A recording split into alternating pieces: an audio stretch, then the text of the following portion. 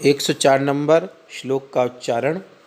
यत् संगाधारमेतच्चलति लघु च यत्तीक्ष्णत् दुःखौघधारं मृत्पिण्डे भूतभूतं कृतबहुविकृति भ्रान्ति संसारचक्रं तानित्यं यन्मुमुक्षुर्यतिरमलमतिः शान्तमोहा प्रपस्ये जाज्मी पुत्रेः सवित्रेरिव हरिण दृशस्तत्परम ब्रह्मचर्यम।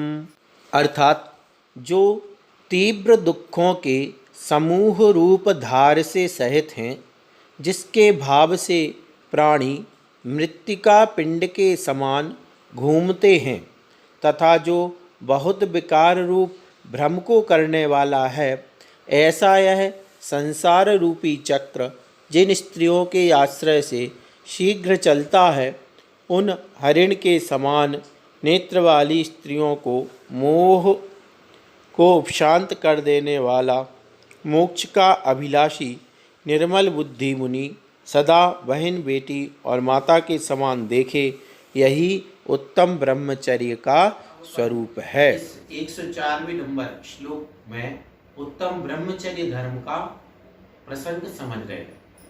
उत्तम ब्रह्मचर्य धर्म को समझाने के लिए आचार्य महाराज ने कहा कि जो यह संसार चक्र है, यह स्त्रियों के प्रति होने वाली आसक्ति के कारण जीवों का चलता है। संसारी प्राणियों का यह संसार चक्र है, ये स्त्रियों के प्रति जो आसक्ति है उसके कारण चलता है।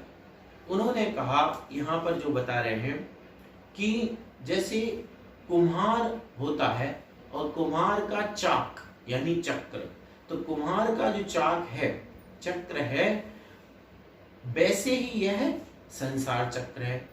फिर वह जो चक्र होता है, चाक होता है, वह क्या होता है? धार वाला होता है। तो धार क्या है संसार चक्र में? दुख।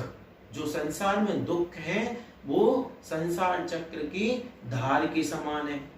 फिर जो कुम्हार का चाक होता है वो कील के आधार से चलता है। किसके आधार से? कील होती बीच में, उस कील के आधार से। तो ये जो संसार का चक्र है उसकी कील यानी मूल क्या है? स्त्रियों के प्रति जो आसक्ति है वह है। फिर इसमें जो अब जब वह चाक घूमता है तो क्या होता है? कभी घड़ा बनता है, कभी छोटा घड़ा बनेगा, कभी दिया बनेगा, ये सब उसी एक ही चाक पे सारे काम होते हैं। इसी प्रकार संसार चक्र है, इस पर जैसे जैसे उसका जैसे भाव करता है वैसे वह कभी नारकी, कभी त्रियंच, कभी मनुष्य। तो ऐसे करके आचार्य महाराज ने यहाँ कुम्हार के चक्र यानी चाक के जैसे संसार चक्र को बताया है। फिर आचार्य क्या कह रहे हैं? अब यहाँ क्या कह दिया? मूल कारण क्या हो गया? स्त्रियों के प्रति आसक्ति। तो और दूसरी बात यहाँ क्या कह दी कि इनके आश्रय से और जल्दी चलता है। क्या होता है? ऐसा यह संसार रूपी चक्र जिन स्त्रियों के आश्रय से शीघ्र चलता है, मतलब कि बहुत सबसे ज्यादा जल्दी आसक्ति यह जो संसारी प्राणी है यह स्त्री के प्रति आसक्त होता है। तो इसके कारण से वह बहुत पाप करता है। उस चक्कर में यह जो संसार चक्र है वो बहुत तेजी से बढ़ता है। उन हरिण के समान नेत्र वाली स्त्रियों को मोह को शांत कर देने वाला मोक्ष का अभिलाषी निर्मल बुद्धि मुनि, अब जो सीधी सी बात है मोक्ष मार्गी मुनि हैं, है ना, और जिन्होंने अपने मोह को शांत कर दिया है, वे मुनि क्या करें? जो भी स्त्रियां हैं संसार की, उनको बहन, बेटी और माता के समान देखें, यह उत्तम ब्रह्मचर्य है।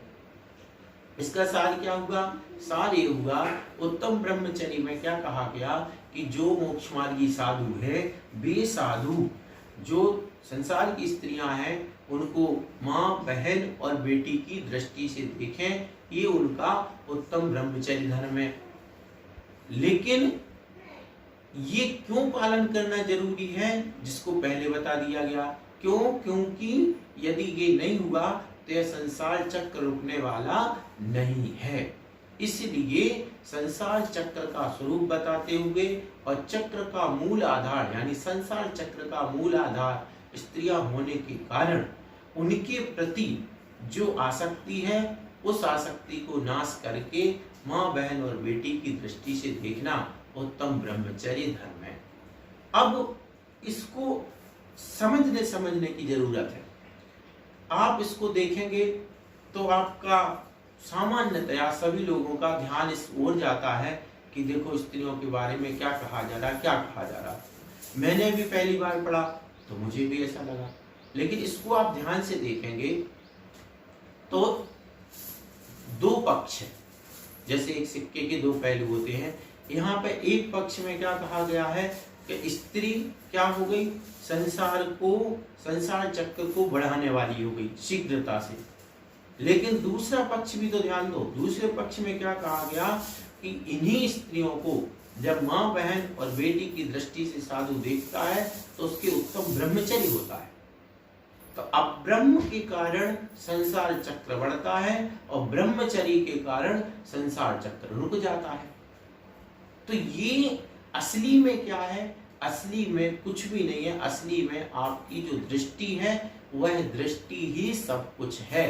तो ऐसे जहां पर प्रसंग आते हैं इन प्रसंगों को अनेकांत से देखना चाहिए, अन्यथा आजकल लोगों को फिर लगता है कि ये क्या कहा, ये क्या कह दिया, बिस्मिल्लाह, इस तरीके के जो प्रसंग आते हैं उनमें लोग बात तरह तरह के विकल्प करते हैं।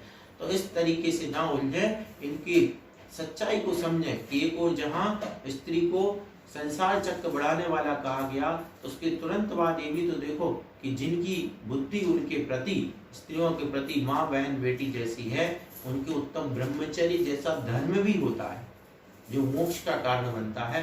इस प्रकार से है उत्तम ब्रह्मचर्य को बताने वाला 104 नंबर का श्लोक पूर्ण हुआ। 105 नंबर श्लोक का उच्चारण। अविरत मेहतावत पुण्य भाजो मनुष्याः प्रतिविरचित रागाः कामानीनां वसन्ति कथमपि न पुनस्ता जातु येषां तदग्री प्रतिदिन मतिनम्रास्तेऽपि नित्यं स्तुवन्ति। अर्थात लोक में पुण्यवान पुरुष राग को उत्पन्न करके निरंतर ही स्त्रियों के हृदय में निवास करते हैं। ये पुण्यवान पुरुष भी जिन मुनियों के हृदय में वे स्त्रियां कभी और किसी भी प्रकार से नहीं रहती हैं, उन मुनियों के चरणों की प्रतिदिन अत्यंत नम्र होकर नित्य ही स्तुति करते हैं। 5 नंबर का श्लोक समझ रहे हैं। यहाँ पर इस श्लोक में ये कहा जा रहा है कि जिन पुरुषों को स्त्रियां चाहती हैं उन लोगों को संसार में धन्य माना जाता है। अर्थात जो पुरुष जैसे कामदेव होते हैं तो कामदेव अति सुंदर होते हैं। अब इससे क्या हुआ, उनको पुण्यवान भी कहा जाता है। पुण्य के उदय से ही वे कामदेव जैसे सुंदर हुए, स्त्रियां उन पर आसक्त होती हैं तो उनको संसार में संसार की दृष्टि से धन्य माना जाता है। लेकिन आचार्य यहाँ पे क्या कह रहे हैं कि किंतु जिन मनुष्यों के हृदय में स्त्रियां स्वप्न में भी निवास नहीं करती हैं, मतलब संसार की दृष्टि से तो जिन्हें स्त्रियां पसंद करती हैं, सुंदर मानती हैं, वे धन्य माने जाते हैं, पुण्यवान माने जाते, अच्छे माने जाते। लेकिन आचार्य यहाँ ब्रह्मचर्य धर्म की बात करते हुए कहते हैं कि जिन मनुष्यों के हृदय में वे स्त्रियां स्वप्न में भी निवास नहीं करती हैं, वे उनसे भी अधिक धन्य हैं तथा उन वीतरागी पुरुषों के चरण कमलों को स्त्रियों के प्रिय पात्र बड़े बड़े चक्रवर्ती भी सिर झुकाकर नमस्कार करते हैं। कितनी बड़ी बात है कि जो चक्रवर्ती आदि भी स्त्रियों द्वारा चाहे जाते हैं, ऐसे चक्रवर्ती आदि भी उन मुनियों को, जिन मुनियों के हृदय में उन स्त्रियों का कोई स्थान नहीं होता है, वे भी उनको सिर झुका करके नमस्कार करते हैं। इसलिए आचार्य महाराज यहाँ क्या कह रहे हैं कि कि जिनको संसार में अपनी कीर्ति फैलानी हो, मोक्ष मार्ग में आगे बढ़ना हो, उन्हें स्त्रियों के जाल में नहीं फंसना चाहिए, अर्थात स्त्री के प्रति आसक्त नहीं होना चाहिए। मूल रूप से यहाँ प्रसंग उत्तम ब्रह्मचर्य धर्म का है।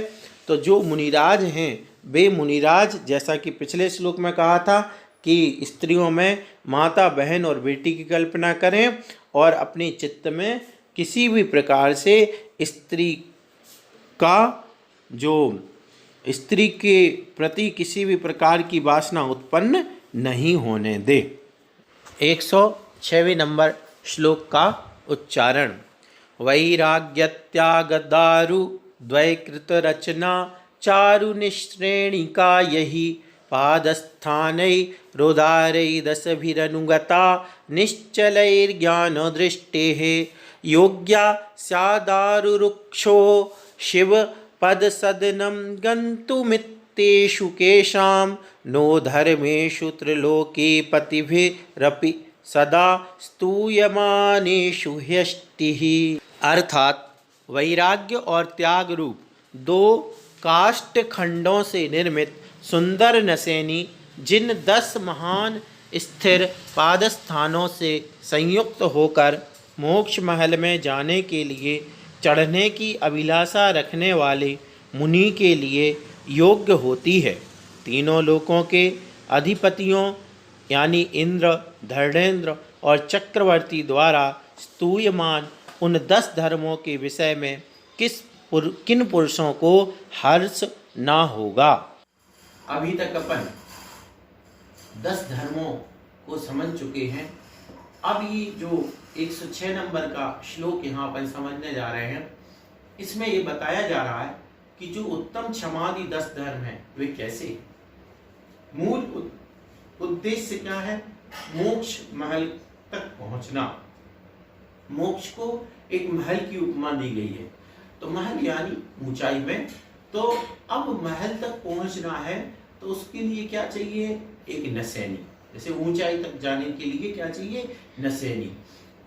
नसैनी कैसी होती है? पूरी नसैनी की यहाँ पर कल्पना की जा रही है 106 नंबर श्लोक में। 106। तो नसैनी में क्या होते हैं? 2 पाए होते हैं, 2 पाए खड़े वाले, और आड़े में भी कुछ पाए होते हैं। जितनी ऊंचाई चाहिए उतने आड़े पाए होते हैं। अब ऐसे ही मोक्ष महल तक पहुंचना है, मोक्ष महल की ऊंचाई तक जाना है। तो ये जो मोक्ष की जो नसैनी है, मोक्ष महल तक ले जाने वाली है, इसके 2 पाए क्या है? इसमें जो वैराग्य और त्याग, ये 2 पाए हो गए। एक वैराग्य और एक त्याग, ऐसी नसैनी।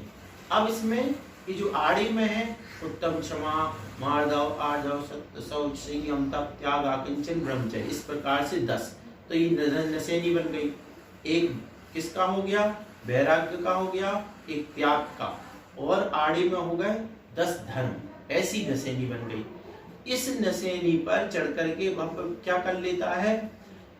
यहाँ पे क्या कहा जा रहा है कि वैराग्य और त्याग रूप 2 काष्ठ खंडों से निर्मित सुंदर नसैनी जिन 10 महान स्थिर पाद स्थानों, पैर रखने के डंडे आड़े से संयुक्त होकर मोक्ष महल में जाने के लिए चढ़ने की अभिलाषा रखने वाले मुनि के लिए योग्य होती है।